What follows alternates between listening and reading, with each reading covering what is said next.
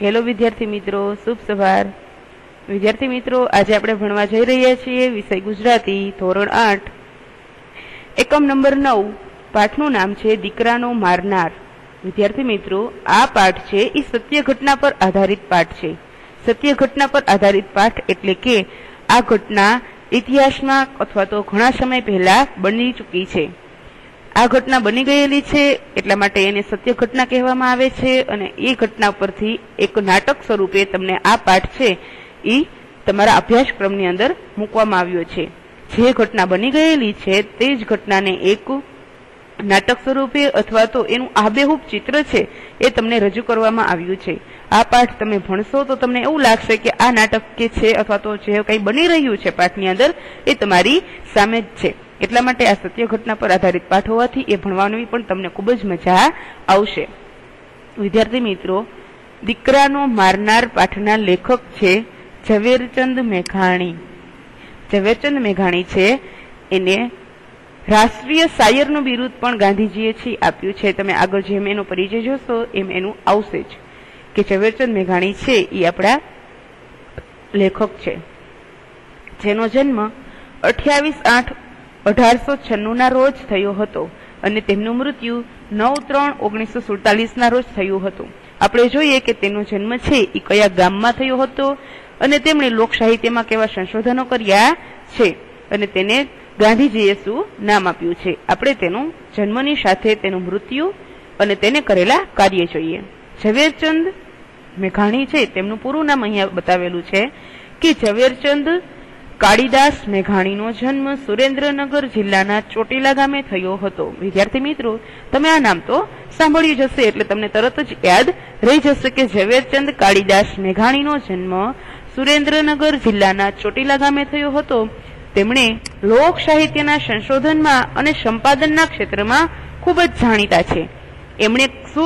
એને ગુજરાતી સાહિત્યમાં શેની રચના કરેલી છે તેમાં પ્રથમ છે કવિતા, વાર્તા, નવલકથા, નાટક, વિવેચન, ચરિત્ર આદિ અનેક સાહિત્ય સ્વરૂપોમાં યાદગાર પ્રદાન કર્યું છે। તેઓ સફળ પત્રકાર પણ હતા અને આપણે પહેલા જ જોયું કે ગાંધીજીએ એમને શું આપ્યું છે તો કે ગાંધીજીએ એમને રાષ્ટ્રીય શાયરનું બિરુદ પણ આપ્યું છે। તો વિદ્યાર્થી મિત્રો, આ તો થઈ ગયું ઝવેરચંદ મેઘાણીનું જન્મથી મૃત્યુ સુધીની સફર, જેમાં આપણે તેનો જન્મ પણ જોયો કે તેનો જન્મ કયા જિલ્લાના કયા ગામે થયો હતો, બીજું કે તેને પોતાના જીવનની અંદર કરેલું લોક સાહિત્યમાં સંશોધન અને સંપાદન ક્ષેત્રોમાં તેનું કાર્ય જોયું કે તેમણે કવિતા, વાર્તા, નવલકથા, નાટક, વિવેચન, ચરિત્ર આદિ અને સાહિત્ય સ્વરૂપોમાં યાદગાર પ્રદાન કર્યું છે અને બીજું કે તેઓ પત્રકાર પણ હતા અને તેની સાથે ગાંધીજીએ તેને રાષ્ટ્રીય શાયરનું બિરુદ પણ આપ્યું છે। હવે જોઈએ કે આપણને તમારી સ્ક્રીન ઉપર અથવા તો તમને ગુજરાતીના પાઠ્યપુસ્તકની અંદર તમને 9મા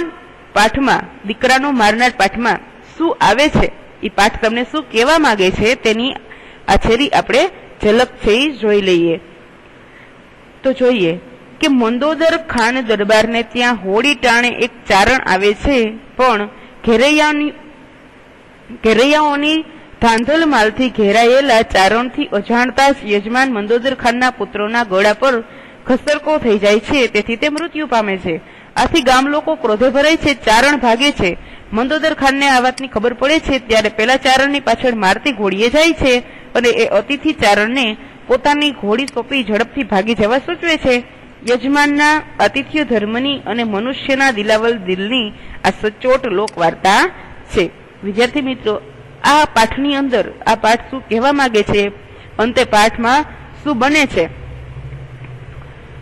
એ તમને આ 5 લીટીની અંદર બધું જ છે એ બતાવી દેવામાં આવ્યું છે કે મંદોદર ખાનથી પોતાનો દરબાર ભળીને બેઠા છે અને હોળીનું ટાણું છે। ત્યાં એક ચારણ આવે છે। ચારણ એક પ્રજાતિ છે કે જે ઘેરૈયાઓની ધાંધલ માલથી, ઘેરૈયા એટલે કે હોળી રમતા બધા જ વ્યક્તિઓ, જેને ઘેરૈયા પણ કહેવામાં આવે છે, તો ઘેરૈયા છે એ પોતાની મસ્તીમાં મશગુલ છે અને અચાનક ત્યાં છે એ ચારણ આવે છે અને ધાંધલમાંથી ઘેરાયેલા ચારણ છે એ અજાણતા જ શું કરે છે કે યજમાન મંદોદર ખાનના પુત્રના ગળા પાસે પોતાની તલવાર રાખે છે અને ત્યાં નાનો એવો ઘસરકો એટલે કે તલવાર છે એ ગળા પાસે લાગતા ત્યાં એક નાનો એવો કાપ પડી જાય છે અને મંદોદર ખાનનો પુત્ર છે એ મૃત્યુ પામે છે। હવે કોઈ રાજાનો પુત્ર મૃત્યુ પામ્યો હોય તો ગામ લોકો શું કરે તો કે ક્રોધે ભરાઈ જાય છે અને ચારણ ભાગે છે કે એના લીધે શું થયું તો કે મંદોદર ખાનનો પુત્ર મૃત્યુ પામ્યો. જ્યારે રાજાને આ વાતની ખબર પડે છે તો તે પણ શું કરે છે કે પેલા ચારણની પાછળ મારતી ઘોડીએ ભાગે છે અને અતિથિ એટલે કે મહેમાન ચારણ છે ત્યાં મહેમાન થઈને જ આવ્યો હતો. એ આપણે આગળ પાઠમાં જોઈશું કે મહેમાન થઈને શું કામ આવ્યો હતો. ચારણ પોતાની ઘોડી સોંપી દે છે, ચારણને પોતાની ઘોડી છે એ મંદોદર ખાન છે એ સોંપી દે છે અને એને એ પણ કહે છે કે તું અહીંયાથી જતો રહે, મારો દીકરો તો મૃત્યુ પામ્યો છે, હવે પાછો આવશો એ નહીં. જો તું અહીંયા જ ઉભો રહીશ તો ગામ લોકો તને શાંતિથી જીવવા દેશે પણ નહીં અને તને પણ મારી નાખશે. અહીંયા છે એ મંદોદર ખાન છે એ આતિથ્ય ધર્મની અને મનુષ્યના દિલવાર દિલની સચોટ લોકવાર્તા કહી છે કે એના દિલમાં કેટલો પ્રેમ અને ભાવ હશે કે એના પુત્રને મારનારને પણ શું કરે છે કે પોતાની ઘોડી સોંપી દે છે અને એને જવાનું કહે છે. કારણ કે મંદોદર ખાન જાણતો હતો કે જે ચારણ છે એને એના દીકરાને જે લગાવ્યું છે, તલવાર જે લગાડી છે એ એને જાણી જોઈને લગાડી નથી પણ ભૂલમાંથી છે એ પોતાને બચાવવા માટે લાગી ગઈ છે. એટલા માટે રાજા છે એ શું કરે છે કે એને જવા દે છે. હવે આપણે આખો પાઠ જોઈએ કે આપણને પાઠ છે એ શું કહેવા માંગે છે. આપણે શરૂઆત કરીએ. દેવળિયા ગામના ઝાપામાં ફાગણ વદ એકમની પ્રભાતે ધૂળેટી રમાઈ રહી હતી. વિદ્યાર્થી મિત્રો, પ્રભાત એટલે સવાર. વચ્ચે દરબાર મંદોદર ખાનનો 8 વર્ષનો દીકરો અને કોરે મોરે ગામ આખાના હેડીના જુવાનનો છે. હેડીના એટલે સરખે સરખા. આગલે દિવસે હુતાસણીનું પરબ હતું એટલે લીલા પીળા ને કેસરિયા રંગમાં સહુ ગરકાવ હતા. હુતાસણી એટલે ઉતાસણી આપણે જે કહીએ છીએ હોળી ધૂળેટી, અને ગરકાવ એટલે કે એ લોકો શું કરતા હતા કે અમે કાલે રમવાના છીએ એટલે એમાં પડ્યા હતા કે આપણે આમ કરશું તેમ કરશું છે તે કઈ. તમામને અંગે પચરંગી છારણા દીપતા હતા પણ આજ તો પડવો એટલે ઘેરૈયાની માજા છાડી ગયા છે. ગાંડાતુર બનીને ગારો માટી છાણ જેવી ગંદી વસ્તુઓને એકબીજાને રોડવામાં ગુલતાન છે. ધૂળેટીનું તો પરબ જ મૂળ ગાંડું અને એમાંય ગામડાની ધૂળેટી કાળો કોપ. શું કીધું છે કે દેવળિયા ગામનું નામ છે કે દેવળિયા ગામના ઝાપામાં ફાગણવદ એકમને પ્રભાતે એટલે કે સવારે ધૂળેટી રમાઈ રહી હતી. વચ્ચે દરબાર મંદોદર ખાનનો 8 વર્ષનો એકનો એક દીકરો હતો અને એની આજુબાજુ ગામના એની જેવડા જુવાનો છે એ ઉભા હતા. આગલે દિવસે હુતાસણી એટલે કે ઉતાસણીનું પરબ હતું એટલે બધા જ લોકો કેવા કલરમાં તો કે લીલા પીળા અને કેસરિયા રંગમાં સૌ ગરકાવ હતા. તમામની અંગે એટલે કે બધાના શરીર ઉપર અને કપડા ઉપર પચરંગી છાટણા દીપતા હતા કારણ કે હોળી ધૂળેટી રમી હોય એટલા માટે. અને બીજું શું કીધું છે કે આજ તો પડવો હતો એટલે ઘેરૈયાની માછા છાડી ગયા. ગાંડાતુર બનીને એકબીજા ઉપર શું કરતા હતા તો કે માટી, ગારો અને છાણ જેવી ગંદી વસ્તુઓ એકબીજાને ઉડાડતા હતા અને એકબીજાને રોડવામાં ગુલતાન હતા. ધૂળેટીનું તો પરબ જ મૂળ ગાંડું, બધાને મજા આવી જાય. તમે પણ ધૂળેટીની વાત તો જોતા જશો ને, એવી રીતે. તો આ શું કીધું છે કે ધૂળેટીનું તો પરબ જ મૂળ ગાંડું અને એમાંય ગામડાની ધૂળેટી એટલે તો કાળો કોપ જ. એક અવાજ આવે છે, જુઓ. એલા ભાઈઓ, કોક ઉજળે લુગડે મહેમાન વયો આવે. એક ઘેરૈયાએ પાદરમાં નજર નાખીને ચસ્કો કર્યો. ત્યાં તો ઘેરૈયાની મીટ મહેમાન ઉપર મંડાઈ. વિદ્યાર્થી મિત્રો, ગુજરાતીનું પાઠ્યપુસ્તક ખુલ્લું રાખજો જેથી તમને ખબર પડે, કારણ કે અહીંયા આ પાઠની અંદર ઘણા બધા તળપદા શબ્દો આવે છે જે તમારે જાણવા જરૂરી છે. એક ઘેરૈયાની જે ટોળકી હતી એમાંથી એક ઘેરૈયાએ ઊંચી નજર કરી અને જોયું. શું જોયું? તો એને કીધું કે એલા ભાઈઓ, કોક એટલે કે કોક વ્યક્તિ એને ઓળખતો નથી એટલા માટે અહીંયા શબ્દ વાપરવામાં આવ્યો છે. કોક ભાષા સજ્જતામાં તમારે આવશે એટલે ધ્યાન રાખજો.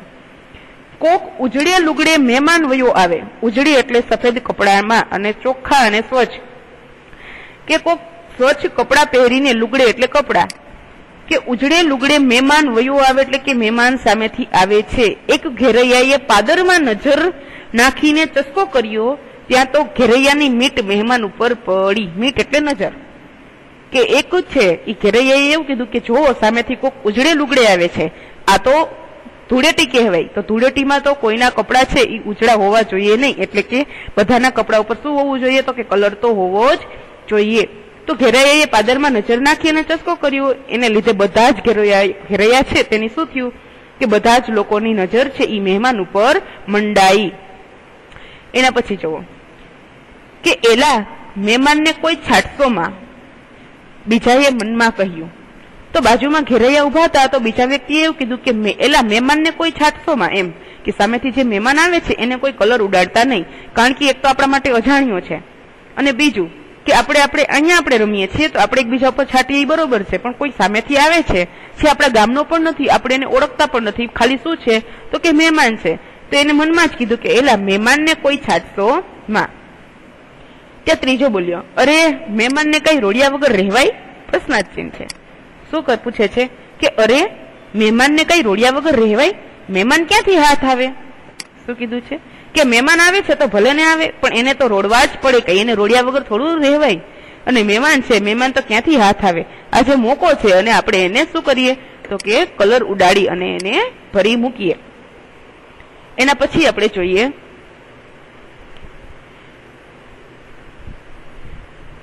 શું કીધું છે આગળ. સાચું સાચું, મહેમાનને રોડો, ગોઠીએ માંગો રોડો, એવા રીડિયા ઉઠ્યા અને ઘેરૈયાએ મુસાફર સામે દોટ દીધી. તો ચોથો એમાંથી બોલ્યો કે સાચું સાચું, કે મહેમાનને થોડું રોડિયા વગર મુકાય, મહેમાન તો ક્યારે પાછા હાથ આવે? સાચું સાચું, એને રોડો, ગોઠીએ માંગો એને રોડો રોડો, એવા રીડિયા ઉઠ્યા અને ઘેરૈયાઓએ શું કર્યું તો કે મુસાફર જ્યાંથી આવતો હતો તેની સામે દોટ દીધી, એટલે કે તેની સામે દોડીને ગયા. શું કરવા માટે તો કે એને કલર છે એ ઉડાડવા માટે. હવે આપણે જોઈએ કે અહીંયા જે મહેમાન સામેથી આવે છે તેનું વર્ણન કર્યું છે. શું વર્ણનમાં કર્યું છે તે જોઈએ. ધોળું બાસ્તા જેવું પાશાબંધી કેળ્યું, પગને કાંઠે 3 દોરડાવાળી પકતી ચોરણી, ઉપર બગસરાની ગરેડી કોરની પછેડીની ભેટ અને બગલમાં દબાવેલી એક ફાટેલ તૂટેલ મ્યાનવાળી તલવાર, કેડે કોઈ કાળા તરની જૂની કટારી એવો દાઢી મૂછના ઘાટા કાતરાવાળો મહેમાન ચાલ્યો આવે છે. વસંત ઋતુમાં વનવગડે આંબાના મોરમાંથી વછૂટતી ફોરમો લેતો લેતો કેસુડાના ફૂલની ચુંદડી જાણે વનરાઈએ ઓઢી લીધી હોય એવા શણગાર જોતો જોતો, છતાં પોતાને તો હુતાશડીનો જરાય હુલ્લાસ નથી એવો એ આદમી જે ઘડીએ ઘેરૈયાની લગોલગ આવ્યો એવી જ ચીસ પાડી ઉઠ્યો કે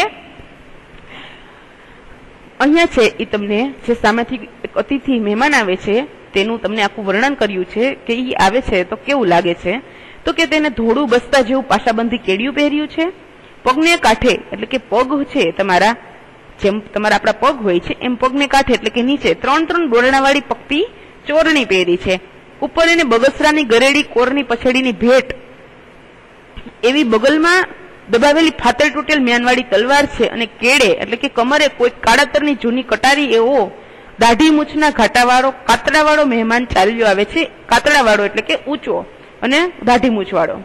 વસંત ઋતુ છે તો કે વનવગડે આંબાના મોરમાંથી વછૂટતી ફોરમને લેતો લેતો આવે છે, અને બીજું કે હુતાશડીનું પરબ છે એટલે કેસુડા તો હોય જ, તો કે કેસુડાના ફૂલની ચુંદડી જાણે વનરાઈએ ઓઢી લીધી હોય એવા શણગાર જોતો જોતો, છતાં પણ પોતાને હુતાશડીનું જરાય હુલ્લાસ નથી, એટલે કે પોતાને જે પડવો છે અથવા હોળી છે એનો જરા પણ ઉલ્લાસ નથી, જરા પણ આનંદ નથી એવો એ આદમી જે ઘડીએ ઘેરૈયાની લગોલગ એટલે કે બાજુમાં આવ્યો અને જે સામેથી ઘેરૈયા છે એની બાજુમાં આવ્યા અને બંને છે એ એક સાથે ભેગા થયા તો એનાથી ચીસ જ પડાઈ ગઈ, પોતે ચીસ પાડી ઉઠ્યો કે એટલે કે હજી અહીંયા તમને એક લીટી આપેલી છે એનું મતલબ કે હજી અધૂરું વાક્ય છે. શું કીધું જોઈએ? મને રોડશોમાં, ભલા થઈ મને છાટશોમાં, તમારે પગે લાગુ. શું કીધું કે મને તમે કલર ઉડાડતા નહીં, મને તમે કંઈ જ કરતા નહીં, હું તમારી પગે લાગુ છું કે તમે મને કંઈ કરતા નહીં. પરાણે ના પાડી તેમ તો ઘેરૈયાની ઉલટાની વધુ ચાનક ચડી, બમણા તમણા ચડે ભરાઈને સહુ બોકાસા પાડવા લાગ્યા. મહેમાને છે એને ના પાડી કે તમે મને છે એ કલર છે એ છાંટતા નહીં, હું તમારી પગે પડું, પણ ઘેરૈયાને જે છે કલર છાંટવાની ના પાડી, જેમ એને ના પાડી એમ ઉલટાનું તો એને વધારે ચાનક ચડી. ઓમે તમે જોજો કે આપણને કોઈ વ્યક્તિ એમ કહેશે કે તમે આમ ન કરતા, તમે આ ન કરતા, અથવા તો આપણે કોઈ કીધું કે તું ઈ ના જોતી, તો આપણને વધુ ઓલું થાય કે ના આમાં શું છે, હવે તો આપણે જોવું જ પડશે, અથવા તો આપણને કોઈ કામ કરવાની ના પાડે છતાંય પણ આપણે એ તો કરવાના જોઈએ છીએ. તો એવી જ રીતના ઘેરૈયાને જેવી રીતે ના પાડી કે તમે મને કલર છે એ છાંટતા નહીં, ઉલટાની ઘેરૈયાઓને વધુ ચાનક ચડી અને બમણા તમણા ચડે એટલે કે વધારે ને વધારે જોશથી ચડાઈને એને શું કર્યું તો વધારે બોકાસા પાડવા લાગ્યા. પછી છે એ જોઈએ હવે કે હા ખબરદાર, મહેમાનને ઓળખાય નહીં એવા ચિત્રી મેલો લાવો મેષ અને ગારો. મેષ, મસ અને ગારો. ગારો એટલે કે તમે જે હોળીની અંદર ગામડાની જે હોળી હોય છે એમાં જે માટીથી રમતા હોઈએ છીએ તે ગારો, અને મસ એટલે જે તાવડી હોય છે એની જે આપણે આંજણ પણ અત્યારે કહીએ છીએ તે કાળો કલર. તો શું કે છે ખેરૈયા કે હા ખબરદાર, તમે સાંભળો અમારી વાત. મહેમાનને ઓળખાય નહીં એવા ચિત્રી મેલો, કે મહેમાનજી આવ્યા છે એને આપણે ઓળખી ન શકીએ એવા તેને કલરથી શું કરી દો કે કલર છાંટી અને ભરી મૂકો. અને શેનાથી? તો કે મસ અને ગારાથી. એના પછી કે જોતા જોતામાં તો ધૂળ ઉડવા માંડી. ખેરૈયાએ એક સામટી ઝપટ કરી મહેમાન તો જાળવી જાવ એવું કરતો પાછો હટવા લાગ્યો.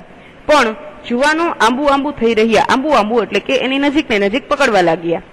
એટલે એક ગાંડા ટોળાને પોતાની છેટું રાખવા મહેમાને પોતાની તલવાર કાખમાં દબાવી હતી તે એમને એમ મ્યાન સોતી વીંજવા માંડી. ખેરૈયા ચસકા કરતા ઉપર પડવા જાય, પોતે બબે કદમ પાછળ હટતો જાય. રેવા દ્યો કરતો જાય. ધૂળની ડમરી ઉડે છે એટલે પોતે કાંઈ જોઈ શકતો નથી. એ રીડિયા રમણ, એ ચસકા, એ કાલાવાલા, એ તલવારના ઝાવા અને એ ધૂળની આંધીનો કઈ અનોખો જ મામલો જામી પડ્યો. એમાં અચાનક ધબ દઈને કોઈ પડ્યું. પછી શું થાય છે કે ત્યાંનું એક આખું તમને ચિત્ર એક રજૂ કરવામાં આવ્યું છે તમારી સામે, કે શું થાય છે તમારે વિચાર કરવાનો છે. કે જોત જોતામાં ત્યાં ધૂળ ઉડવા માંડી. શું કામ? તો એક બાજુ છે મહેમાન અને સામેની બાજુ છે ઘેરૈયા. કે ઘેરૈયાએ એક સામટી ઝડપ કરી. કોના ઉપર? તો કે મહેમાન ઉપર. મહેમાન છે એ કહેતા જાય છે કે જાળવી જાવ, મને છે એ તમે રોડશો નહીં. પોતે બબે કદમ પાછળ છે એ જતો જાય છે. જેમ પોતે પાછળ હટવા લાગે છે તેમ ઘેરૈયા તેની સામે છે એ એક એક કદમ આગળ ચાલતા આવે છે.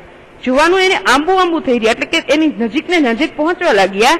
એટલે ગાંડા ટોળાને પોતાનાથી છેટું રાખવા માટે મહેમાને શું કર્યું કે પોતાની તલવાર જે કાખમાં દબાવેલી હતી એ એમને એમ એટલે કે મ્યાન સોતી જ વીંજવા માંડી. ઘેરૈયા ચસકા કરતા ઉપર પડવા જાય છે, એટલે કે એની ઉપર એને એક તલવાર કાઢી છે છતાં પણ એને કોઈની બીક છે નહીં. ઘેરૈયા તેમને તેમ એની ઉપર પડવા જાય છે. પોતે બબ્બે કદમ પાછળ હટતો જાય છે ને બોલતો જાય છે કે રહેવા દ્યો. અહીંયા તમે તળપદા શબ્દ જોઈ શકો છો. રહેવા દ્યો. ધૂળની ડમરી ઉડે છે એટલે પોતે કાંઈ જોઈ શકતો નથી. અને સામેવાળા જે ઘેરૈયા છે એ રેડિયા રમણ, એ ચસકા, એ કાલાવાલા, એ તલવારના ઝાવા અને ધૂળની આંધીનો કઈ અનોખો જ મામલો જામી પડ્યો છે. એમાં અચાનક કોઈ ધબ દઈને પડ્યું. હવે જોઈએ કે આગળ શું થાય છે. અરે ગજબ થયો, કુંવર પડ્યા, કુંવરને વાગ્યું, કુંવર જોખમાણા એવી બૂમ ઉઠી.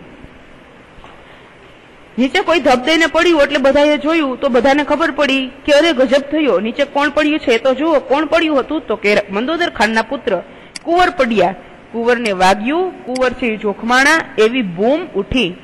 મહેમાને કુંવરને તલવાર મારી, પકડજો, ઝાલજો એવી બીજી ચીસ પડી. હવે જે થોડીક વાર પહેલાનું જે દ્રશ્ય હતું એ તો જાણે ગાયબ જ થઈ ગયું. શું કામ? કે થોડીક વાર પહેલા તો બધા એને કલર માટે શું કરતા હતા? તો કે એકબીજાની ઉપર ચસકા કરતા હતા અને કાલાવાલા કરતા હતા અને એને રોડવા માટે આતુર હતા. પણ જેવું છે ઈ અવાજ આવ્યો અને બધાનું ધ્યાન છે એમાંથી ભંગ થયું અને જે કઈ ધબ અવાજ આવ્યો છે તેના ઉપર પડ્યું તો બધાને ખબર પડી કે મંદોદર ખાનનો પુત્ર જે આપણો શું છે રાજકુમાર છે તેને વાગ્યું છે. તો બધા જાણે ભૂલી જ ગયા કે આજે શું છે કે ધૂળેટી છે. અને બધાએ શું વિચારી લીધું કે મહેમાને છે એ કુંવરને તલવાર મારી છે. જે સામેથી જે મહેમાન આવ્યો હતો એને કુંવરને શું કર્યું છે? તો કે તલવાર મારી છે. તો હવે એને પકડજો. કોને? તો કે મહેમાનને. એને પકડજો, એને ઝાલજો, અહીંથી વયા ન જાય એવી બીજી ચીજ પડી. એના પછી શું થાય છે જોઈ કે મહેમાનને પકડાય છે. મંદોદર ખાનનો પુત્ર જીવતો રહેશે કે નહીં રહે આપણે એને જોવા માટે આગળ તો પાઠ ભણવો પડશે. મુસાફર ચોક્યો, એ ભાન ભૂલી ગયો અને ભાગ્યો ઉભી વાટે, સીમાડે હળી કાઢી. સીમાડે એટલે કે એક ગામ અને બીજું ગામ છે એ એક ગામ છે એ પૂરું થતું હોય, બીજું ગામની શરૂઆત થતી હોય તો એ બેની વચ્ચે જે નાની એવી સરહદ તો ન કહી શકીએ પણ એક સીમાડો હોય છે જેને આપણે વાડી કહીએ છીએ. વાડીનો જે ભાગ આવે છે એને સીમાડો કહેવાય. તો સીમાડે હળી એટલે કે દોટ જ મૂકી. શું થયું એ જોવા કે પૂછવાની વેળા ન રહી. પાછું વળીને નજર નાખવાની હામ પણ નહોતી. હામ એટલે ત્રેવડ. પોતાના હાથમાં તલવાર પકડી છે એની સી દશા થઈ છે તે નિરખવાનું પણ ભાન નથી. કોઈ ગાંડો માણસ કોઈ ખૂની જાણે દોડ્યો જાય છે. શું કીધું છે કે મુસાફર ચોક્યો. હવે એને ભાન આવ્યું. શું કામ ચોક્યો? કારણ કે એને ખબર પડી કે ત્યાં તો આવો અવાજ આવ્યો, કોઈ પડી ગયું છે, કોઈ મારાથી મૃત્યુ પામ્યું છે. હજી એને કઈ ખબર છે નહીં, બસ ખાલી પોતે ભાન જ ભૂલી ગયો છે અને ભાગ્યો છે ક્યાં? તો કે સીમાડે. શું થયું છે એ પૂછવાની કે સાંભળવાની વેળા એટલે કે સમય. વેળા એટલે સમય પણ નથી. પોતે પાછળ ફરી અને એક નજર નાખવાની ત્રેવડ હામ પણ નથી. પોતાના હાથમાં તલવાર પકડી છે એની સી દશા છે એ પણ એને નથી ખબર કે મારાથી કોઈ મૃત્યુ પામ્યું છે તો એનું ખૂન એટલે કે એનું લોહી છે એ તલવાર ઉપર આવી ગયું છે કે તલવાર છે એની શું દશા થઈ છે એને કઈ જ ભાન છે નહીં. નિરખવું એટલે જોવું કે એને પોતાની તલવાર જોવાનું પણ ભાન નથી. કોઈ ગાંડો માણસ દોડતો હોય અને કોઈ જાણે ગાંડા માણસે કોઈ ખૂન કરી અને જાણે દોડ્યો જાય છે એમ પોતે છે ઈ ગામને સીમાડે દોડ્યો જાય છે. અહીં ઝાપામાં તો કેર થઈ ગયો. મંદોદર ખાનના દરબારના 8 વર્ષના કુંવરને બરાબર ગળાની ભૂંગળી ઉપર તલવારનો વાઢ પડ્યો છે. લોહીનું ખાબોચિયું ભરાઈ ગયું અને બે ઘડીમાં તો એની નાડ રજા લેશે એવું થઈ ગયું. નાડ એટલે કે આપણું જે નળી હોય છે, આપણા હાથની જે નળી હોય છે, ગળાની જે નળીઓ હોય છે હાથે, એને આપણે નાળ કહીએ છીએ. કે અહીં ઝાપામાં તો કે દેવળિયા ગામના ઝાપામાં તો કેર થઈ ગયો કે થોડીક વાર પહેલાનું જે દ્રશ્ય હતું એ તો જાણે પૂરું જ થઈ ગયું છે. એક કઈક ખુશીનો દિવસ હતો, કઈક ખુશી હતી, પણ અત્યારે તો એવું કઈ છે નહીં. મંદોદર ખાન દરબારના 8 વર્ષના કુંવરને બરાબર ગળાની ભૂંગળી ઉપર જ તલવારનો વાઢ પડ્યો છે અને લોહીનું ખાબોચિયું પણ ભરાઈ ગયું છે. લગભગ હવે ઘડી બે ઘડીમાં તો એની નાડ રજા લેશે એવું થઈ ગયું છે. એના પછી કે પણ આ થયું શું? થયું એમ કે ઘેરૈયાથી બચવા માટે એ બધાને પોતાનાથી છેટા રાખવા મહેમાને જે મ્યાન સોતી તલવાર આડી વીંચતો હતો એનું મ્યાન દેવગતિએ ધૂળની આંધીમાં કોણ જાણે ક્યારે નીકળી પડ્યું એ કોઈને ખબર પડી નહીં અને તલવારની પીછી અકસ્માત કુંવરના જ ગળાના ભૂંગળી ઉપર ઘસરકો લેતી અથવા તો લસરતો લેતી ગઈ. કુંવર એક તો કુમળી વયનો અને નસીબદારનું બચ્ચું એટલે તો બગીચાનું ફૂલ. તરત તેના પ્રાણ નીકળી ગયા. જોઈએ કે પણ આ શું થયું, આ બધું જ કેવી રીતે બન્યું તેનું દ્રશ્ય છે. કે થયું એવું કે ઘેરૈયાથી બચવા માટે બધાને પોતાનાથી છેટા રાખવા માટે મહેમાને મ્યાન સોતી તલવારથી આડી વીંચવા લાગ્યો અને તેનું દેવગતિએ કે તેનું મ્યાન છે એને ખબર નહોતી કે કઈ દિશામાં જાય છે, કોના ઉપર પડે છે પોતાની તલવાર. તો તેનું મ્યાન છે દેવગતિએ ધૂળની આંધીમાં કોણ જાણે ક્યારે નીકળી પડ્યું એને કઈ જ ખબર હતી નહીં. નહોતી ઘેરૈયાઓ એને ખબર કે નહોતી મહેમાનને ખબર કે ક્યારે એનું મ્યાન છે એ તલવારમાંથી બહાર નીકળી ગયું અને તલવાર છે એ ક્યારે અકસ્માતથી કુંવરના ગળા ઉપર એની ભૂંગળી ઉપર જ લસરકો લેતી ગઈ. કુંવર એક તો કુમળી વયનો અને નસીબદારનું બચ્ચું એટલે બગીચાનું ફૂલ. કે એક તો એ પોતે કેવું છે નાનું એવું કુમળી વયનું છે અને બીજું કે રાજાનો છોકરો છે એટલે કે છે કે નસીબદારનું બચ્ચું છે એટલે બગીચાનું ફૂલ. તરત જ તેના પ્રાણ નીકળી ગયા. તો વિદ્યાર્થી મિત્રો આના પછીના લેક્ચરમાં આપણે જોશું કે હવે છે ઈ પેલા અતિથિનું શું થાય છે અને બીજું કે એનો દીકરો છે મંદોદર ખાનનો એ મૃત્યુ પામ્યો છે તો ગામ લોકો છે એ અતિથિને કેવી સજા કરશે અને રાજા છે એ પણ અતિથિને એની સાથે શું કરશે, શું કે અતિથિ બચી જશે કે એનું પણ મૃત્યુ કરવામાં આવશે. હવે આપણે આગળ જોઈએ. અને બીજું કે આમાં એક એ પણ છે કે મહેમાન છે ઈ ગામમાં શું કરવા માટે આવ્યા હતા એનું પણ છે એ આપણે આગળ જોઈશું કે મહેમાન છે ઈ તે ગામમાં તે દિવસે શું કરવા આવ્યા હતા. જોઈએ કે શું ઈ તે રાજાના દીકરાને મારવા જ આવ્યા હતા કે નહીં. વિદ્યાર્થી મિત્રો પ્રશ્ન આપણી પાસે ઘણા છે તો એને છે સોલ્વ કરવા માટે આપણે આગળનો પાઠ જોવો પડશે. છે ને મજા આવે એવો? તો હવે આપણે એના પછીના લેક્ચરમાં આગળનો પાઠ જોઈશું. Thank you.